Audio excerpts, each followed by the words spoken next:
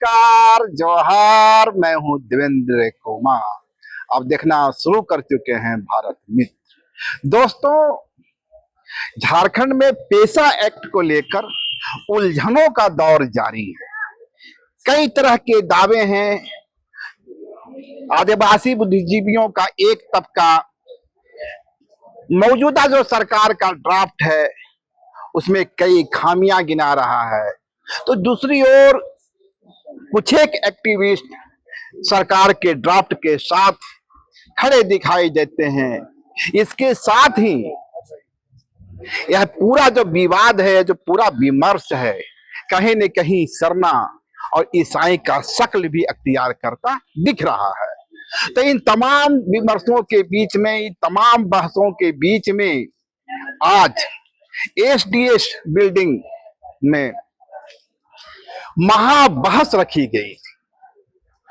आदिवासी सुरक्षा मंच की ओर से एक महाबहस रखी गई थी और आशा किया गया था कि दूसरे जो विचारधारा के लोग हैं, जिनका अपना तर्क है, अपना पक्ष है, वे सभी एक साथ आएंगे और इस पेशा एक्ट की खामियों को लेकर अपने अपने पक्ष को रखेंगे और एक संतुलित ड्राफ्ट सामने आएगा।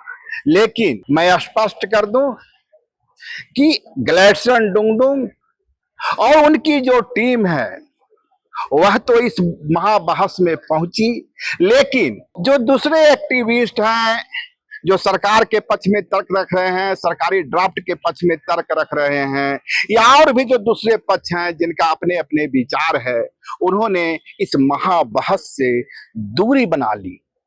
तो चलिए आपको हम दिखलाते हैं कि इस महाबहस के दौरान, हालांकि इसे अब महाबहस कहना मुनासिब नहीं होगा क्योंकि दूसरे पक्ष ने इससे दूरी बना ली, बावजूद इसके एक रोचक विमर्श देखने को मिला। कई वक्ताओं ने भाग लिया। तो आपको हम इसके चुनिंदा अंशों के साथ ही ग्लैडस्टोन डुंगडुंग का वह बयान सुनवाते हैं जो उन्होंने इस बहस के दौरान कहा।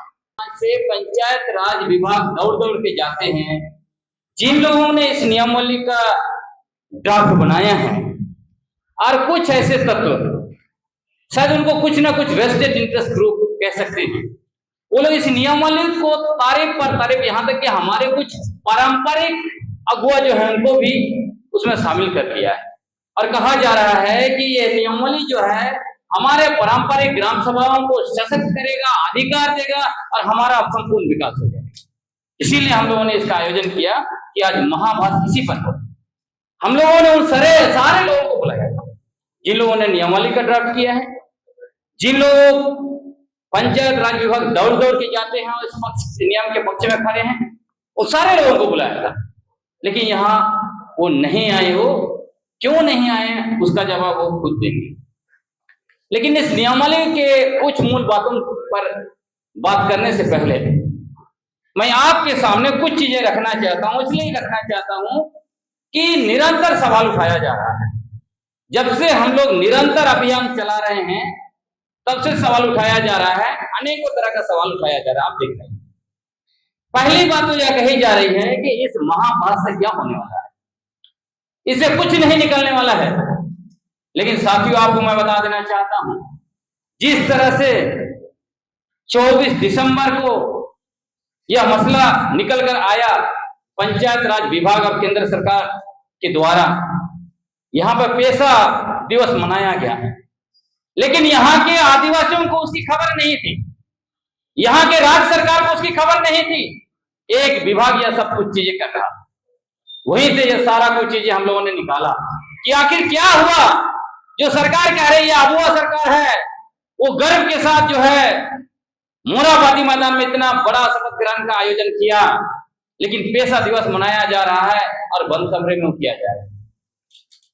दाल में काला नहीं है, पूरा दाल भी काला है। वहीं से जब हम लोगों ने पकड़ लिया और सोशल मीडिया कैंपेन शुरू किया, तो आपने देखा अखबारों में सब चीजें आने लगी और यहां से मूवमेंट बना। फिर आदिवासी सुरक्षा परिषद निरंतर बहस शुरू कर दिया। रांची में खूंटी तक हम गए और उसके बाद क्या क्या हुआ आपने देखा होगा।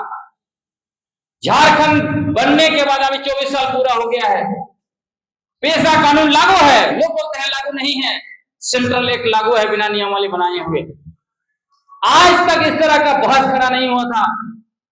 यही बहस जिस पर सवाल उठाते हैं, बहस होने से क्या होगा, इसी बहस का देन है कि आज पेशा कानून और गलत नियमावली को लेकर जिस तरह से हमारे ऊपर थोपने की कोशिश की जा रही थी, करोड़ों रुपए का खेल था। कुशवाहा जी ने कहा, राधा कृष्ण किशोर जी ने कहा कि अबुआ विषम अबुआ राज नहीं है, ये कुछ और कुछ करना चाहते हैं। उस खेल को हम लोगों ने खुलासा कर दिया। उसके बाद क्या हुआ, पूरे राज्यव्यापी बहस हो रहा है, लोग खड़े हो रहे हैं, कह रहे हैं कि हमें पेशा कानून का 23 प्रावधान ही चाहिए और दूसरा कुछ नहीं चाहिए। इतनी बड़ी उपलब्धि है इस बहस का।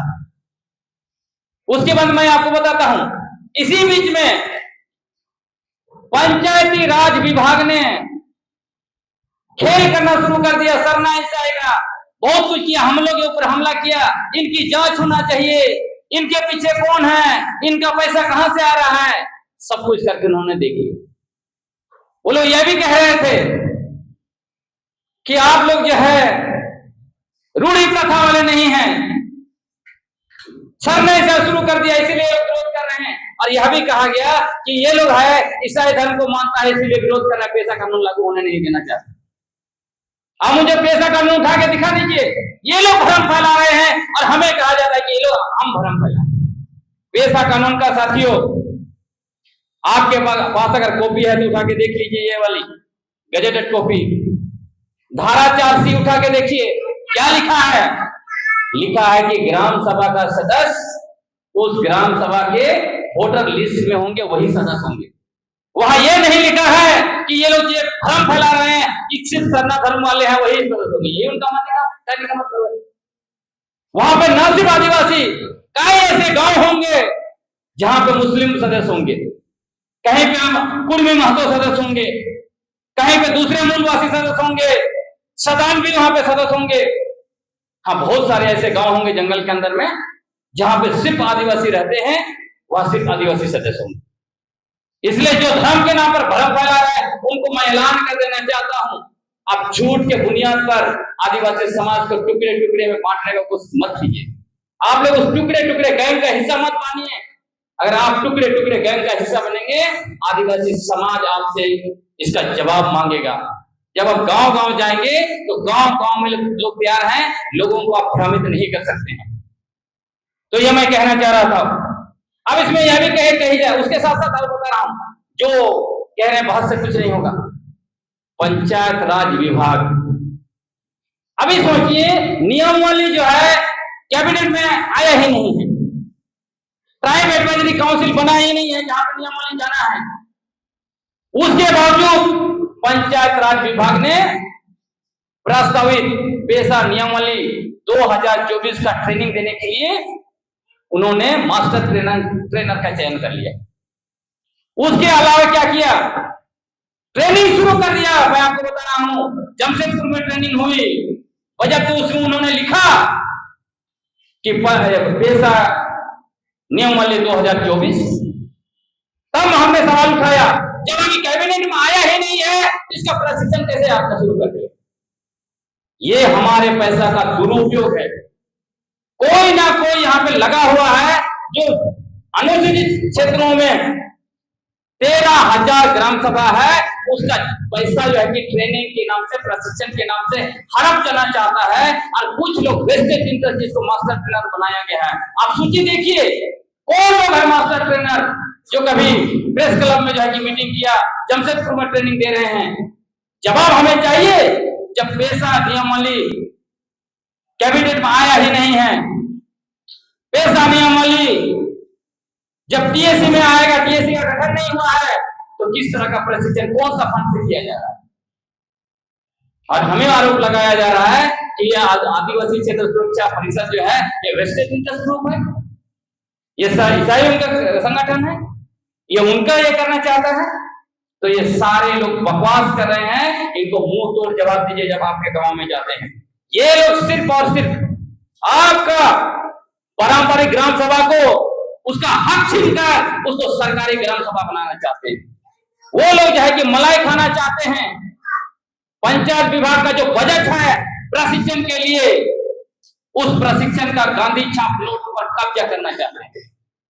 इसमें लाखों का खेल है। इसीलिए ये चाहते हैं जल्द से जल्द जैसे तैसे का जो है कि नियमावली बना के लागू कर दिया जाए, जिस तरह से देश के 8 राज्यों में लागू कर दिया गया।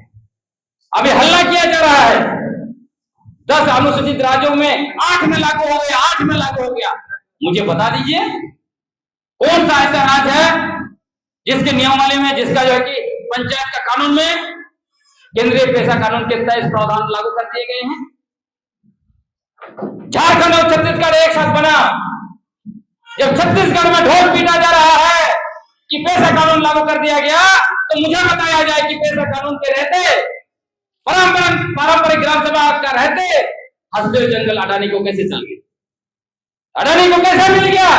क्या इसका जवाब ये लोग देंगे जो आज सब जगह कह रहे हैं कि बहुत अच्छा नियमावली बना है, कह रहे हैं कि हम लोग का आदिवासी क्षेत्र सुरक्षा परिषद रोकना चाहता है, अधिकार देना नहीं चाहता है। ये सारे 8 राज्यों में आप चले जाइए, आदिवासियों को पेशा कानून के नाम पर अधिकार दिया ही नहीं है। छत्तीसगढ़ का बताता हूं, भूमि अधिग्रहण में ग्राम सभा का कोई अधिकार नहीं। आदिवासी का जमीन घर आदिवासी लिया तो वो वापस नहीं कर सकता ग्राम सभा। लघु खनिज पर, बालू पर जितना भी है, आपका मुरुम है या क्रशर बना के जो है कि गिट्टी बेच रहे, उस पर ग्राम सभा का अधिकार नहीं है। फिर कैसा पेशा कानून आपने लागू किया? क्या आप लोग ऐसे ही पेशा कानून लागू चाहते हैं? नहीं, ये लोग यही चीज यहाँ लागू करवाना चाहते हैं। जो लोग हमला कर रहे हैं हमारे ऊपर, साथियों याद रखिएगा, वो वही कराना चाहते हैं। मैं आगे बताऊंगा। और एक और इम्पोर्टेंट चीज इसको मैं बता रहा हूं, फिर मैं नियमावली पर आऊंगा, क्योंकि नियमावली पर ही महाभारत है। हम लोगों ने बार बार कहा है, झारखंड पंचायत राज अधिनियम 2001 झारखंड के अनुसूचित क्षेत्रों में असंवैधानिक तरीके से लागू किया गया है। उसमें महामहिम राष्ट्रपति का अनुमोदन चाहिए, उसमें जो है टीएसी का परामर्श चाहिए। तब यही लोग, कुछ लोग बोल रहे हैं कि नहीं, इसकी जरूरत नहीं है। आप लोग झूठ प्रचार कर रहे हैं। पेशा कानून में, ये 5वीं अनुसूची में ऐसी व्यवस्था नहीं है। सिर्फ राज्यपाल जो है कि जो कानून बनाएगा उसी को सिर्फ जो है कि टीएसी में ले जाएगा और राष्ट्रपति के पास भेजेगा। साथियों, उनको भी इस मंच से मुंह तोड़ जवाब देना चाहते हैं, क्यों जेपीआरए को राष्ट्रपति का एसेंट चाहिए था? क्यों राष्ट्रपति का अनुमोदन अति आवश्यक था? और क्यों जो है कि इसको टीएसी में भेजना था? उसके कारण बहुत हैं। 2 मूल कारण पर मैं आपको बताना चाहता हूं। पहला कारण तो यह है, अब झारखंड पंचायत राज अधिनियम, अब घर जाके अगर है तो खोल के देख लीजिएगा। झारखंड पंचायत राज अधिनियम यानी जेपीआरए 2001, उसका धारा 1 का 2 उठा के देखिए, उसमें क्या लिखा है? जेपीआरए नगर पालिका क्षेत्र में और कंटोनमेंट एरिया में लागू नहीं होगा। आप सोचिए, ये जो अनुसूचित क्षेत्र का निर्धारण करने का अधिकार किसका है? आप जो है कि 5वीं अनुसूची पायरा 6(1) उठा के देखिए। जब पायरा 6(1), आपके पास मोबाइल है, आप जो है कि गूगल कर सकते हैं। पायरा 6(1) में स्पष्ट लिखा है कि अनुसूचित क्षेत्र का निर्धारण महामहिम राष्ट्रपति करेंगे। जब झारखंड में अनुसूचित क्षेत्र का निर्धारण उन्होंने किया हुआ है, तो फिर किस हक के साथ जेपीआरए के द्वारा उसको कम कर दिया गया? केंद्रीय कानून में कहीं लिखा नहीं है, ऐसे कानून में, कि ये जो है कि कंटोनमेंट एरिया में लागू नहीं होगा, ये नगर पालिका क्षेत्र में लागू नहीं होगा। ये सिर्फ लिखा है कि पेशा कानून अनुसूचित क्षेत्र में लागू होगा। इसका मतलब जेपीआरए के द्वारा आपने राष्ट्रपति के अधिकार को छीना है, उस पर हमला किया है। फिर आप बोलते हैं कि हमें एसेट नहीं चाहिए उनसे। दूसरा, पेशा कानून में स्पष्ट लिखा हुआ है, जब राज्य कानून बनाएगा तब क्या होगा? पेशा कानून में 23 प्रोविजन है, उसको वहां से दरकिनार नहीं कर सकता है। जेपीआरए में 10 ऐसे प्रोविजन हैं जिसको पेशा कानून का उसमें नहीं डाला गया। उसमें महत्वपूर्ण प्रोविजन, भूमि अधिग्रहण में ग्राम सभा का कोई अधिकार नहीं, लघु खनिज पर कोई अधिकार नहीं, भूमि वापसी पर कोई अधिकार नहीं, तो केंद्रीय कानून याद रखिएगा 1996 प्रेसिडेंट ने उसको एसेट दिया है। उसका अगर आप एक या दो शब्द इधर से उधर करते हैं तो आपको महामहिम राष्ट्रपति से पूछना पड़ेगा। जब आपने जेपीआर आधा अधूरा डाला जेपीआर में, तो आपने क्यों एसेट नहीं दिया? ये अनुसूचित क्षेत्र में मिनी असेंबली जो है कि टीएसी है फिफ्थ शेड्यूल के तहत, इसीलिए जेपीआर लागू होने से पहले आपको टीएसी में भेजना था, क्योंकि आपने पेशा कानून का अनुरूप नहीं बनाया। आपने फिफ्थ शेड्यूल एरिया को रीडिफाइन कर दिया, उस पर हमला कर दिया। यही वजह है आपको टीएसी में और प्रेसिडेंट का अनुमोदन बहुत जरूरी था, आपने नहीं अनुमोदन दिया, इसीलिए जेपीआर 24 साल से यहाँ पे असंवैधानिक रूप से लागू हुआ है। और इसको लेकर 2015 में आपको डेट चाहिए तो मैं डेट भी बता देता हूं। 4 सितंबर 2015 को तेज नारायण पांडे संयुक्त सचिव झारखंड विधानसभा, उसमें पंचायत सचिव के सेक्रेटरी को, पंचायत राज के सेक्रेटरी को, पंचायत राज विभाग के सेक्रेटरी को, पंचायत सचिव को चिट्ठी लिखा, सवाल पूछा कि क्या जेपीआर 2001 को संविधान के अनुच्छेद 244(1) के तहत, 254 के तहत, 243 के तहत राष्ट्रपति से एसेंस लिया मिला हुआ है? क्या उसको टीएसी में भेजा गया था? टीएसी से क्या परामर्श मिला है? कौन कौन अध्यक्ष थे, कौन कौन सदस्य थे? ये सारा जो चीज है सब सचिव ने पूछा है। आज तक पंचायत राज विभाग के पास इसका जवाब नहीं। फिर भी वो कहता है कि जेपीआर जो है कि अनुसूचित क्षेत्र के लिए संवैधानिक है। बाप रे बाप, ऐसा हम लोग होने नहीं देंगे। जो असंवैधानिक है उसको आपको घोषणा करना पड़ेगा, आपको स्वीकार करना पड़ेगा कि आपने पिछले 24 वर्षों से झारखंड के अनुसूचित क्षेत्र में असंवैधानिक तरीके से जेपीआर लागू करके रखा है। आपने असंवैधानिक तरीके से नगर निगम कानून जो है कि यहाँ पे लागू रखा है, जबकि आर्टिकल 243(1) के तहत संसद जब तक 3 द्वारा 1 को संशोधन नहीं करेगा, अब यहाँ पे नगर पालिका नहीं हो सकता। कहने का मतलब यह साथियों, ये बहुत स्पष्ट है। विगत 24 वर्षों से झारखंड के अनुसूचित क्षेत्रों में संवैधानिक संकट खड़ा कर दिया गया है। ये संवैधानिक संकट भाजपा ने खड़ा किया है, और उसके बाद उसी संवैधानिक संकट को अभी कांग्रेस और जेएमएम बाकी पार्टियां ठोक के चल रहे हैं। और इसीलिए ऐसा ना हो जाए कि पूरे झारखंड को उबाल हो जाए कि यहाँ पर जो है यहाँ का शासन और नियंत्रण सिर्फ और सिर्फ संविधान के अनुच्छेद 244(1) के तहत होना चाहिए, 5वीं अनुसूची के तहत होना चाहिए। उसी का वहां पर व्यवस्था है। इसी को हम लोग जान जाएंगे। यही बोल के बोल रहा है, देखो इलेक्शन तुम क्रिश्चियन है, क्रिश्चियन उसका बात मत सुनो। समझ रहे हैं कितना बड़ा षड्यंत्र है? हमारी जमीन, हमारा इलाका, हमारा प्राकृतिक संसाधन, खनिज संपदा और हमारा संवैधानिक अधिकार, हमारे कानूनी अधिकार, हमारे पारंपरिक अधिकार को छीनना चाहते हैं और हम ना देख पाए, इसलिए धर्म का चश्मा हमें पहनाया जाता है। जिस दिन आप धर्म का चश्मा उतार दीजिएगा, देखिएगा तो पता चलेगा कि रांची मुंडाओं का जमीन, जहां पे 90% आदिवासी का गांव मुंडा का गांव था, यहाँ दिक्कुओं का इतना बड़ा बड़ा अपार्टमेंट दिखाई देगा। वो नहीं चाहते हैं आप बड़ा बड़ा अपार्टमेंट देखे, वो नहीं चाहते हैं आप सवाल उठाए, वो नहीं चाहते हैं आप अपने अधिकारों के लिए लड़े। इसीलिए ये सारी चीजें खेल किया जा रहा है धर्म का। और धर्म का नशा आपको जब तक रहेगा खत्म हो जाएगा। अभी आपने वो नशा नहीं उतारा तो ऐसे समय में आपका नशा उतरेगा जब ना आपके पास पूर्वज का जमीन रहेगा, ना आपके पास जंगल रहेगा, ना आपके पास खनिज संपदा, कुछ नहीं रहेगा। और जब जमीन ही नहीं तो आपका धर्म भी बचेगा। कितने हजारों शरणार्थलों को खत्म कर दिया, क्यों सवाल उठाया जाएगा? 2016 में लैंड बैंक बनाकर मैंने रिसर्च किया, सिर्फ खूंटी में 441 शरणार्थलों को लैंड बैंक में डाल दिया गया। उस पर सवाल क्यों नहीं उठाया गया? जो लोग धर्म धर्म बोलते हैं, जो लोग सत्ताई साल का लड़ाई लड़वाते हैं, वही लोग तो लैंड बैंक लाया ना। इसीलिए साथियों, आंख कान खोल के आगे बात करने की जरूरत है। मैं आपको मूल में आता हूं। ये जो महाभारत है, महाभारत हम लोग क्यों कर रहे हैं, इसमें हम आपको बताना चाहते हैं।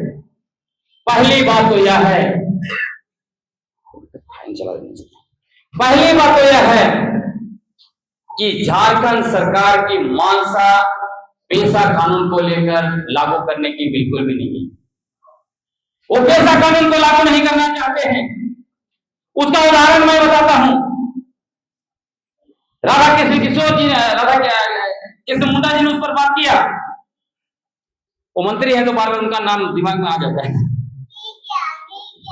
राधा कृष्ण मुंडा जी ने उस पर बात की शुरू में, लेकिन आपका ध्यान, क्योंकि आप समझेंगे सरकार की मंशा, ये कहते हैं हम पेशा कानून लागू करेंगे।